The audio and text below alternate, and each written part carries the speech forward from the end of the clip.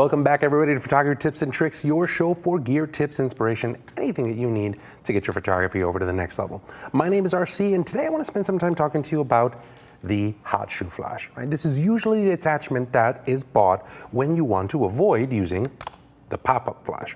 This flash, generally not a good thing. If you can see right here, we popped it on our friend Mark, and he does not look very pleased about this. So I'm using right now the Phottix Mitros, but I wanted to talk to you about how to use this to get your photography to the next level. A lot of the times, the good part about the flash is that it's often wider, right? If you look at a pop-up flash, the pop-up flash is a much smaller light. You can control the power that comes out of it, but this offers you the ability to control power as well as spread. One of the things that people don't usually do with it is turn it. So you'll take a look here. In this classic setup, you have the flash kind of pointed directly at the person. So it would look a lot like this, right? If I were doing a shot, that would be the shot that I would have there, right? Aim directly at him, and a little bit better than what you would normally have because the light spreads out a little bit more. I think that that's a good thing. Here's the trick though. What you want to do is you want to take this guy. It has an articulating head for a reason. Take it and turn it all the way around. Move it into different places. It tips up, it tips down. So the fact that you can do this really means that you can kind of take this light and move it wherever you want. In this instance, what I did was I bounced it immediately behind me. So there's a wall right behind me. That means that that light's going to bounce off of that wall. That wall is going to be a much bigger light source than the light source that you have on the flash, providing for a much better picture. So the game is to get this into a different direction. Imagine if you were shooting and you didn't have a wall behind you. What if you had a wall to the left of you? Easy enough to solve. All you have to do is grab that flash. We'll take that flash and we'll move that flash from a frontal position. We'll move it, not good. Take it over to the left. All we've done here is just turn this. Turn it into a different area. So now it's pointing towards the wall. So if the wall were in this direction, it's going to look a lot like that. Your result, you get a much more side-lit picture. Definitely a lot better than kind of hitting them straight on with a flash. Now we have a much better light, and what we've done here is we've used the maximum potential of a hot shoe flash. Now, when we come back, I'm going to tell you my experiences about the Mitros Plus, what I thought was the killer feature. I want to also share with you a conversation with Bryan Hughes, the Principal Product Manager at Adobe Systems. We'll do that all when we come right back here.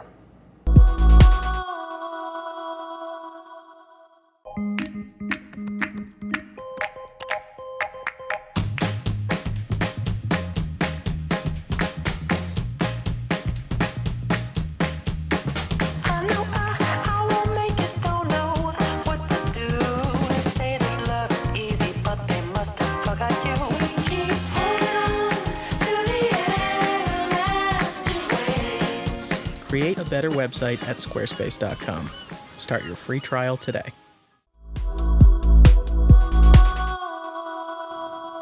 Welcome back, everybody. Photography Tips and Tricks. RC here. Now, we've already talked a little bit about how to use hot shoe flashes, right? Move them around, tip them, change all of this kind of stuff. But I wanted to tell you a little bit more about what I was using the Mitros Plus for, right? I thought it was great in that what I had the opportunity to do was use this as a transceiver. The Mitros Plus is more than just a regular flash. You can use it to actually be a transmitter or a receiver. So it's almost kind of like having a trigger and a flash all in one. Now, in this instance, I'll go ahead and I'll just bring this up to test, and you'll see that I'm set to ETTL. Right? Now, these things can do receiving and transmitting. All I'm going to do here is I'm just going to press this down and hold it, and you'll see that you have a series of options. You can either use this as an Odin transmitter, Odin receiver, a Strato receiver, optical transmitter, optical receiver, optical slave, or off. A ton of different options for you to use. What I'm going to do with this is I'm going to move it to the transmitter. Now, this looks a lot like all of your other flashes that you can set up in groups. So I have the actual flash itself, plus a group A, a group B, a group C. Now all I need to do is take one of these other flashes, right? And they're made for both Canon and Nikon. I would take this flash and I would turn it on. I would come over here to this one section, and what I'm going to do is I'm going to set it to a receiver. This is set to channel 3, group A. Now I'll take this and I'll move this inside of a box. This is the bane of existence when you're working with off-camera flash. This is good for event photography if you're on the shoot, but now if you want to do something more creative, like you want to use a box, right? In something like this, optical's not going to work because your flash is inside of the box. It's in here. You're not going to be able to see it. So how do you get that signal over? The fact that they're using radio to get across from that is a really good thing. Now, 2 flashes, you have a trigger, you have a receiver, and you can provide a really nice picture. But it gets even better about that because this would be a very expensive transmitter by itself, but it offers you the opportunity to do what's called on-axis fill. If you're looking at this picture, it's nice, side lit, it's okay, but you can see that it's a little dark here on this side. Well, at that point, all I would need to do is, in this flash setup, I could always just go over here and say, instead of just having that off, I can actually use TTL on that one as well. By doing that, now I can ratio up and down this light in addition to triggering the light that sits inside of the box. This will provide a light that comes right from the center of the camera, and it provides what's known as on-axis fill. It is on the axis of the camera. Adding that, we can go ahead and we can actually fill in some of this section here. So now you can do directional light, you can do on-axis fill, you have multiple flashes, you can trigger from long distances, and you can work with this right here in any direction that you want. So if you want to see more information on this, I would recommend that you go over to the Phottix site. Go to Phottix.com. It's the Mitros plus TTL transceiver, and it's made for both Canon and Nikon flashes. You can go ahead and you can take a look at more information there. Now, I also wanted to share with you a conversation that I had with Principal Product Manager Bryan Hughes. He was talking to a little bit about a product called Adobe Mix. Take a look at this. Welcome back, everybody. RC here for Photography Tips and Tricks. Now, I'm pretty excited about this. Now, as a photographer, as a designer, as a video person, I'm very used to working with Adobe products, right? It's just what you do, right? Beautiful products, but we have a special treat. We have Bryan Hughes here, Principal Product Manager from Adobe. What's going on, man? Hey, how are you? Doing all right, man. Now, this is why he's here, right? Adobe has been doing a great job on the computer front. You guys have been doing great. Thank I you. love it. Thank you. But you're also taking it into a new spot. You're taking it into the world of mobile and tablets and things like that. And I'm really excited about the stuff that you're doing, specifically with something like Adobe Mix. Tell us a little bit about the program. Yeah, so obviously mobile is super saturated. There's a lot of imaging apps. It's probably the most competitive space on the App Store. But we know a lot about imaging. We've been doing it for a quarter of a century with Photoshop. And so Jeff Chen, who you guys know. That's right, Hall of Fame. Hall of Fame, yeah, myself, and a bunch of other really talented folks in India, in China, and in the US got together and said, you know, let's bring some of these difficult problems that you solve on the desktop and let's bring them to mobile. So I can show you a real quick overview of what we're doing with Mix. Absolutely, and a couple of updates. So here we are on the iPad. It's a free app on the iPad. And let's just grab now, let's not understate that. The fact that not only are you doing that, but you're also doing that for free. Yeah, all you need is a Adobe ID, and you don't need to have a paid membership. You just need an Adobe ID. If you're watching this, there's a pretty good chance you've got an Adobe ID. That's right. That's right. So you log in, cool. You get your free app here. I like the sky in this particular image. Let's say I want to enhance it. What's great is we're using really powerful tools. This is Image Core, which is the same technology that Camera Raw and Lightroom are built on. Okay. It's all natively non-destructive. Maybe I want to add a different image to the foreground there.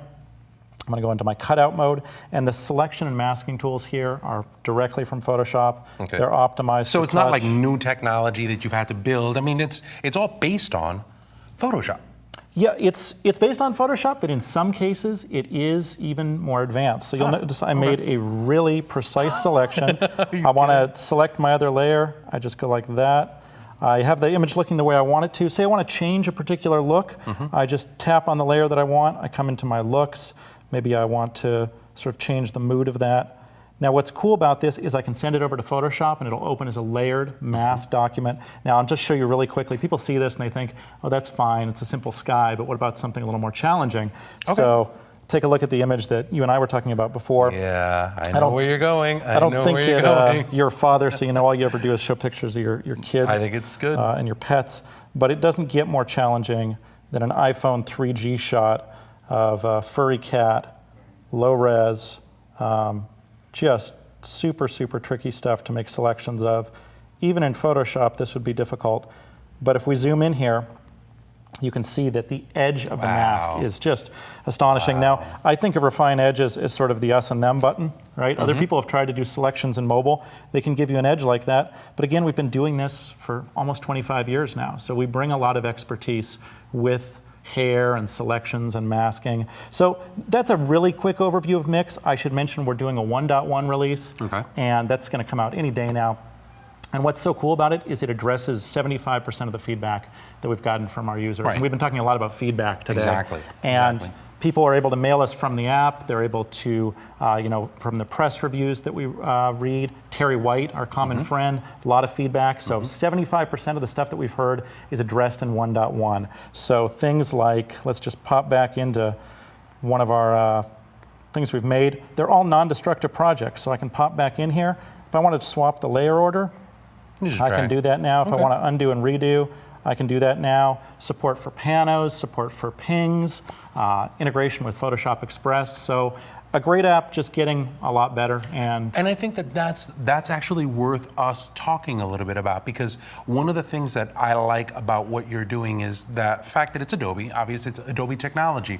So when you're looking at this kind of stuff, you're going, as a person that uses a phone, I'm like, oh, this is really cool. And I don't consider my photography here to be something that's worth something. I was just like, I'm just going to play around with it and dispose it.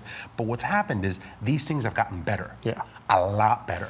And when they get a lot better, now I'm going, well, I'll take this and I'll save it and I'll wait till I get home and I go do that kind of stuff, or I'll put it on my iPad and I'll wait till I get home. But we're kind of getting to that edge now where this is good and the technology is great. And I think that that's something that's worth talking about. So if people want to see more of this kind of stuff, where would they go to do that? Sure, so mix.adobe.com is a great place to go. I've got a great overview video there. We're just getting started here. I mean, you know Jeff. Jeff's got, I think, 50 patents. The guy does not sit around, very busy. I cannot even tell you, I wish I could tell you all the cool things we're doing, but this is just the start. And again, all you need is an Adobe user ID to play around with it, and an iPad. That's wonderful. We can't wait to see more. Great. Thanks for stopping by. You got it. You know, it's always great to have Bryan over talking to us about the latest and greatest inside of the world of Adobe. Now, the website that I want you to watch this week is the Worldwide Photo Walk website. That is over at kelby1.com/photowalk. This is happening October 11th, and it is the world's biggest photography event. If you haven't already done so, make sure you go to the kelby1.com/photowalk website. Look for a city, participate. This is a free social event. All you have to do is just get together with a bunch of photographers in your city, walk, hang out, and have fun. So that's the place for you to go. Now, we're gonna try to mix things up a little bit this season. We wanna be able to hear from you. So if you have any questions, any concerns, make sure you go over to the Kelby One blog. Make sure that you find your podcast episodes. You can find us all right here on Photography Tips and Tricks. You can leave us comments there. We want to hear from you. If you wanna talk to me directly, you can always just go to twitter.com/aboutrc. Easy enough to be able to find. I'd love to be able to help solve any photography problems that you may have. Thanks for stopping by this week. We'll see you guys next week here on Photography Tips and Tricks. Take care.